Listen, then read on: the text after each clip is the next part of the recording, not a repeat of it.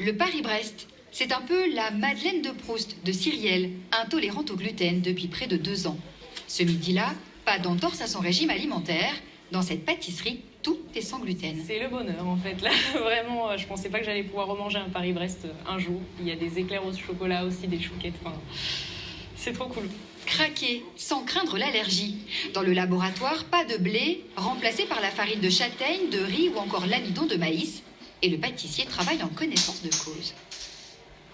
Je suis resté intolérant jusqu'à l'âge de 7-8 ans. Et du coup, j'avais pas le droit aux pâtisseries, moi, petit. Et à mon époque, il y avait très peu de pâtisseries. Très, très peu. J'avais le droit qu'aux meringues. C'est un peu une frustration. Alors maintenant, je me venge.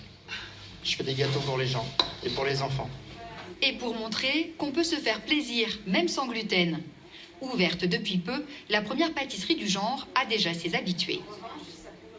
Les gens ont tendance à se dire voilà, le sans gluten, c'est sans, c'est péjoratif.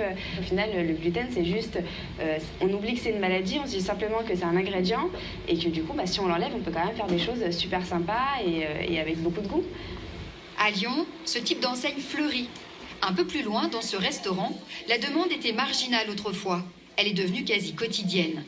Ici, les galettes de pommes de terre ont donc pris la place du pain du burger.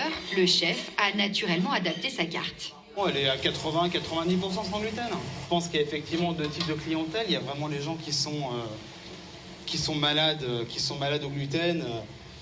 Et puis, il y a des gens qui sont plus ou moins intolérants, qui veulent manger plus sainement. Une tendance durable, Lyon, cité de la gastronomie, s'est elle aussi entichée du phénomène sans gluten.